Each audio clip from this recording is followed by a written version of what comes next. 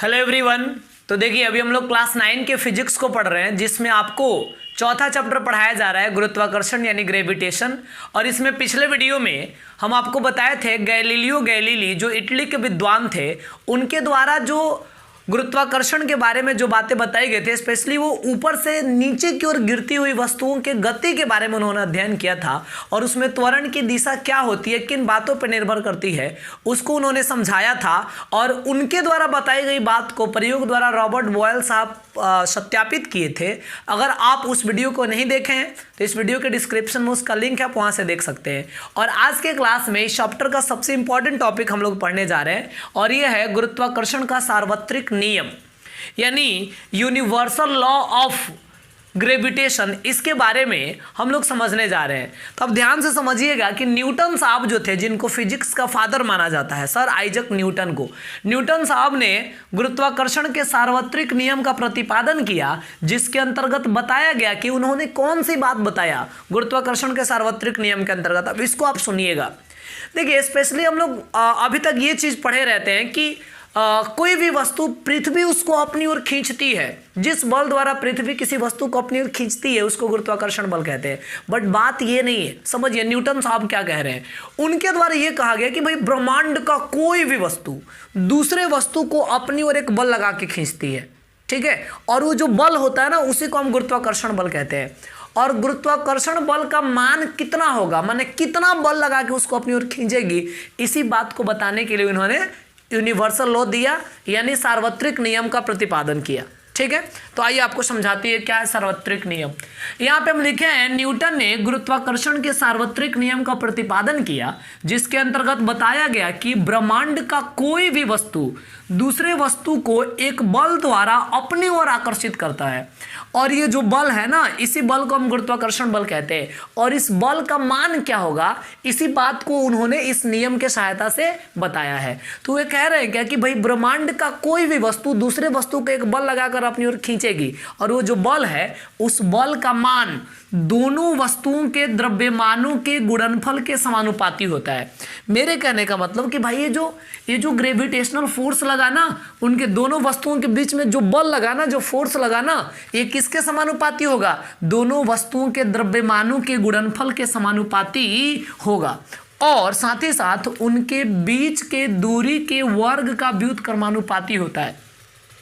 तो पहले आप इसको समझिएगा ध्यान से। जैसे मान लीजिए कि अब यहाँ पे ये कोई वस्तु है जिसका द्रव्यमान हम मान लिए m1, यहाँ पे एक कोई दूसरी वस्तु है जिसका द्रव्यमान हम मान लिए m2, और इन दोनों वस्तुओं के जो बीच का डिस्टेंस है उसको मान लिए r, ठीक है। तो अब सोचिए ये जो गुरुत्वाकर्षण बल लगता है ना, माने ये जो बल लग रहा है, दो मतलब एक वस्तु जो दूसरी वस्तु को जिस बल से अपनी ओर खींच रही है, ये जो बल लग रहा है दोनों वस्तुओं के द्रव्यमानों के गुणनफल के समानुपाती है। यानी ये जो बल लगा ये समानुपाती है, माने प्रोपोर्शनल है। किसके समानुपाती है, दोनों वस्तुओं के द्रव्यमानों के गुणनफल के, यानी दोनों का जो मास है उसके गुणनफल के समानुपाती है। यानी F समानुपाती है m1 इंटू m2 के। ये सार्वत्रिक नियम से पता चला। इसका मतलब क्या हो भाई, समानुपाती का मतलब कि अगर एक बढ़ेगा तो दूसरा भी बढ़ेगा, एक घटेगा तो दूसरा भी घटेगा। मतलब ये कि अगर दोनों वस्तुओं के द्रव्यमानों का गुणनफल बढ़ेगा तो बल का मान जो है गुरुत्वाकर्षण बल वो भी बढ़ जाएगा। और दोनों वस्तुओं का द्रव्यमान अगर घटेगा तो गुरुत्वाकर्षण बल का मान भी घट जाएगा। दूसरी चीज कि जो दो वस्तुओं के बीच में गुरुत्वाकर्षण बल लग रहा है यह उसके बीच के दूरी के वर्ग का व्युत्क्रमानुपाती होता है। यानी ये जो बल लगा ये इन्वर्सली प्रोपोर्शनल हुआ किसके, दोनों के बीच के दूरी के वर्ग के। तो देखिए दोनों के बीच की दूरी क्या है, r है, तो r के वर्ग यानी r स्क्वायर और इसका व्युत्क्रमानुपाती। तो व्युत्क्रमानुपाती ऐसे लिखेंगे हम कि F जो है inversely proportional to r square, यानी दोनों वस्तुओं के बीच लगने वाला गुरुत्वाकर्षण बल उसके बीच के दूरी के वर्ग का व्युत्क्रमानुपाती होता है। चलिए हम थोड़े समय के लिए आपको क्या करते हैं, इसको मान लेते हैं इक्वेशन फर्स्ट और इसको मान लेते हैं इक्वेशन सेकेंड। अब आप देखेंगे इक्वेशन फर्स्ट और सेकंड दोनों को अगर मिलाकर चले हम तो क्या चीज यहां से निकलेगा निष्कर्ष कि भाई F जो है ना ये समानुपाती हो जाएगा, किसके समानुपाती हो जाएगा, m1 इंटू m2 के, और ये इसका इन्वर्स रिलेशन किसके साथ है, आर स्क्वायर के साथ है। तो F समानुपाती ये हो गया। अब आपको हम बता दें कि भाई बीच की दूरी का ये इन्वर्स है, यानी व्युत्क्रमानुपाती का मतलब क्या हुआ, जैसे इन दोनों वस्तुओं के बीच की दूरी अगर कम रहेगा तो फिर इन दोनों वस्तुओं के बीच लगने वाला जो बल होगा उसका मान अधिक होगा, और अगर इन दोनों वस्तुओं के बीच की दूरी अधिक होगा तो उसके बीच लगने वाला जो बल होगा उसका मान कम होगा। चलिए अब और आगे चले तो हम बताते हैं, जानते हैं क्या हुआ फिर, ये गुरुत्वाकर्षण बल का फॉर्मूला बनाने के लिए ये जो प्रोपोर्शनल का साइन है इसको आप हटाएं। प्रोपोर्शनल का जो साइन है इसको बराबर के साइन में जब चेंज करेंगे ना तो यहाँ पे कोई कांस्टेंट रखना पड़ेगा। तो न्यूटन साहब ने क्या किया, चलो भाई कोई एक संख्या, कोई एक कांस्टेंट, कोई एक नियतांक यहाँ रखते हैं ताकि ये प्रोपोर्शनल का साइन हटा के और इक्वल का साइन हम लगा सकें।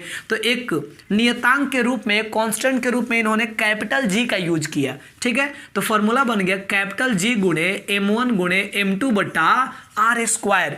लेकिन भाई ये जो कैपिटल जी आप बता दिए, बाकी सारी चीजें तो समझ में आ रहा है कि m1 m2 दोनों वस्तु का द्रव्यमान है, r जो है उसके बीच की दूरी है, बट ये कैपिटल जी जो है जिसको आप नियतांक कह रहे हैं, और इसका यूज आप इसलिए किए क्योंकि यहाँ प्रोपोर्शनल का साइन हटा के बराबर का साइन देना है। तो ये कैपिटल जी का वैल्यू आखिर कितना होगा। न्यूटन साहब ने कह दिया कि ये नियतांक है, नियतांक गुरुत्वाकर्षण नियतांक है। इसका मतलब ये हुआ कि जो कैपिटल जी है ना इसका वैल्यू कभी चेंज नहीं होगा। ये गुरुत्वाकर्षण नियतांक यानी कांस्टेंट है, इसका वैल्यू कभी बदलेगा नहीं। ठीक है, ग्रेविटेशनल कांस्टेंट है। लेकिन इसका मान कितना होगा न्यूटन साहब ने इसका जानकारी नहीं दे पाए, वो इसका खोज नहीं कर पाए कि कैपिटल जी का मान कितना। बस उन्होंने मान लिया कि एक कांस्टेंट है कैपिटल जी जिसका यूज हम कर सकते हैं। तो बाद में एक विद्वान आए जिनका नाम था हेनरी कैवेंडिश। अब समझिए आप, बाद में एक विद्वान आए जिनका नाम था हेनरी कैवेंडिश। तो ये जो हेनरी कैवेंडिश साहब हैं, इन्होंने क्या किया कि गुरुत्वाकर्षण नियतांक का मान बताया। इन्होंने कहा कि भाई देखिए, गुरुत्वाकर्षण नियतांक के मान के बारे में इतना चिंतित होने की जरूरत नहीं है, हम आपको बताते हैं कि कैपिटल जी का वैल्यू यानी गुरुत्वाकर्षण नियतांक का वैल्यू क्या होगा। इन्होंने बता दिया 6.673 इंटू 10 के पावर -11 न्यूटन मीटर स्क्वायर पर केजी स्क्वायर। अरे यार, ये कैपिटल जी का मान इन्होंने बताया कि भाई कैपिटल जी का मान इतना होता है।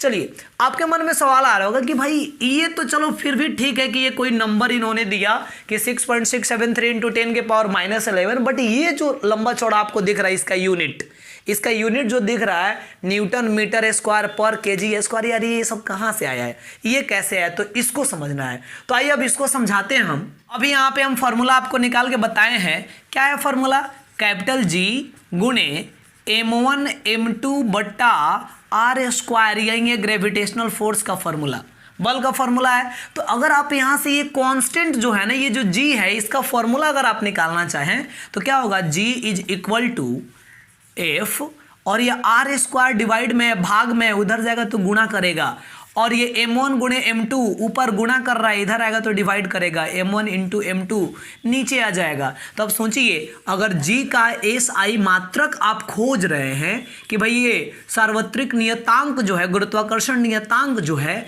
इसका यूनिट क्या है, तो देखिए फोर्स, फॉर्मूला देखिए, फोर्स यानी बल, तो बल का SI मात्रक क्या होता है भाई, न्यूटन होता है, गुने आर स्क्वायर, तो आर माने बीच की दूरी, बीच की दूरी को ही तो आर माने, तो दूरी का SI मात्रक मीटर होगा। तो ये हो गया मीटर, और यहाँ आर पर स्क्वायर है यानी मीटर का स्क्वायर होगा, यानी वर्ग मीटर आप लिख सकते हैं।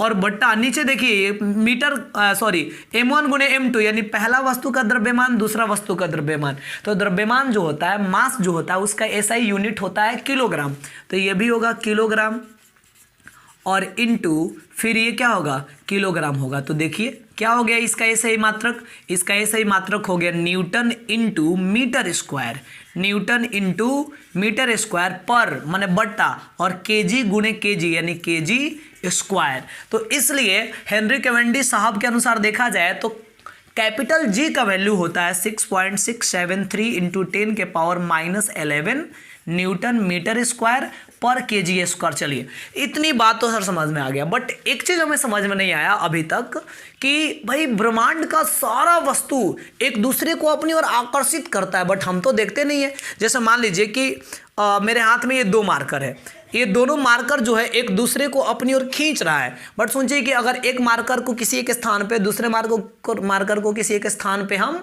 ऐसे स्थायी रूप से रख दें, तो आपको क्या देख के आभास होगा कि ये दोनों मार्कर एक दूसरे को अपनी ओर खींच रहा है? नहीं, ऐसा तो आभास नहीं होता है।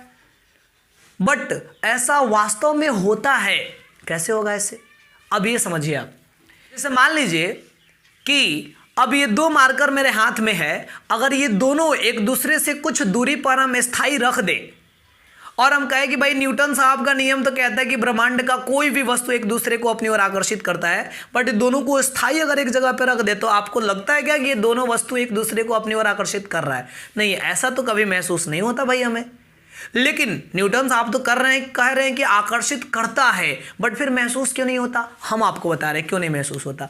इसके बीच लगने वाला जो आकर्षण बल है उसका मान इतना कम होता है, इतना कम होता है कि हमें महसूस ही नहीं होगा कि भाई ये दोनों एक दूसरे को अपनी ओर खींच भी रहा है, बिकॉज इसके बीच लगने वाला बल बहुत कम होता है। लेकिन अगर यही इस मार्कर को इतना ऊंचाई से हम छोड़े तो इसको पृथ्वी अपनी ओर खींच लेगी, और ये चीज हमें महसूस होता है, ये हम स्पष्ट देखते हैं कि भाई पृथ्वी इसको अपना एक बल लगा के खींच ली। तो पृथ्वी जब इस पे बल लगाती है ना तो वो बल का मान ज्यादा होता है।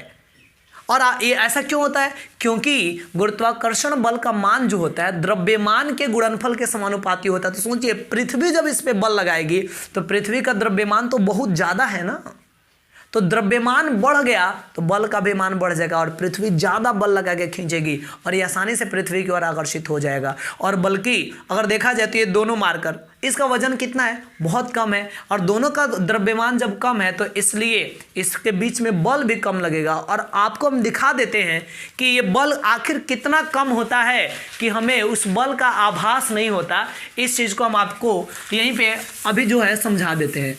एग्जाम्पल के लिए हम बता दें, जैसे मान लीजिए कि ये कोई लोहा का गेंद है जिसका द्रव्यमान 1 kg है। यहाँ भी कोई लोहा का गेंद हम रख लिए जिसका द्रव्यमान 1 kg है। दोनों गेंदों के बीच की दूरी हम मान लेते हैं 1 मीटर। दोनों गेंद जो है 1 मीटर की दूरी पे रखा गया। तो हम आपको बता रहे हैं कि भाई इस दोनों के बीच में कितना बल लगेगा। ठीक है, तो देखिए फोर्स निकालने का फॉर्मूला होता है कैपिटल G गुणे M1 गुणे M2 बट्टा R²। तो देखिए कैपिटल G, इसका वैल्यू तो हेनरी कैवेंडिश साहब बताए थे ना, इतना कितना बताए थे? 6.673 इंटू 10 के पावर -11 न्यूटन मीटर स्क्वायर पर किलोग्राम स्क्वायर। अब सोचिए M1 माने 1 kg का है, M2 ये भी 1 kg का है, और बट्टा R², तो बीच की दूरी भी तो 1 ही मीटर है ना, तो 1 और स्क्वायर है तो लीजिए इसको 2 बार गुना कर दिए, 1 का स्क्वायर कर दिए, तो ये क्या हो गया 6.673 इंटू 10 के पावर -11, और एक कम एक ये तो कट जाएगा भाई, ये खत्म हो गया। तो इतना ही बचा ना हमारा, इतना न्यूटन। इसका मतलब ये हुआ कि अगर 1 kg के अगर 2 गेंद को या 2 गोलों को अगर हम 1 मीटर की दूरी पर रखें तो इन दोनों के बीच में कितना बल काम करेगा? तब इन दोनों के बीच में यही बल काम करेगा। अब सोचिए ये बल आपको देखने में लग रहा है क्या कि बहुत ज्यादा बल है? नहीं, ये बहुत कम बल है, क्योंकि 10 के पावर -11 है। चलिए हम आपको बता दें, जैसे मान लीजिए कि ये 6 पॉइंट्स, समझाने के लिए बस बता रहे हैं, ये मान लीजिए कि 6.6 न्यूटन है, 6.6 न्यूटन है, और ये 10 के पावर -11 को जब नीचे लाएंगे ना तब इसका पावर प्लस में होगा। यानी कि ये 6.6 और 10 के पावर 11 का मतलब क्या हुआ कि 1 पर 11 को 0 आएगा, यानी 6.6 न्यूटन। 6.6 न्यूटन भी तो बहुत ज़्यादा बल नहीं हुआ, 6.6 न्यूटन भी कम बल हुआ, और उसको भी 10 के पावर 11 भाग में उसको बांटना है उसी बल को। तो सोचिए कितना कम बल होगा। और भाई जब इतना कम बल लगेगा तो फिर हम कैसे महसूस कर पाएंगे कि ये दोनों एक दूसरे को अपनी ओर आकर्षित कर रहा है? इसलिए ये दोनों वस्तुएं आकर्षित करती हुई हमें महसूस नहीं होती है। लेकिन वहीं अगर यहाँ पे पृथ्वी एक रख देते हम तो उसका द्रव्यमान काफ़ी बढ़ जाता, और इसलिए बीच में लगने वाला बल भी बढ़ जाता और पृथ्वी आसानी से उसको अपनी ओर आकर्षित कर लेती। तो उम्मीद करते हैं कि आपको आज का क्लास समझ में आया होगा। आज हम लोग गुरुत्वाकर्षण के सार्वत्रिक नियम को समझे, कैपिटल G के बारे में समझे। तो आज के क्लास में हम इतना ही रहने देंगे और अगले क्लास में हम गुरुत्वीय त्वरण यानी स्मॉल जी के बारे में बताएंगे। कैपिटल जी और स्मॉल जी में क्या संबंध है, क्या अंतर है, उसको समझाएंगे। आज के लिए बस इतना ही।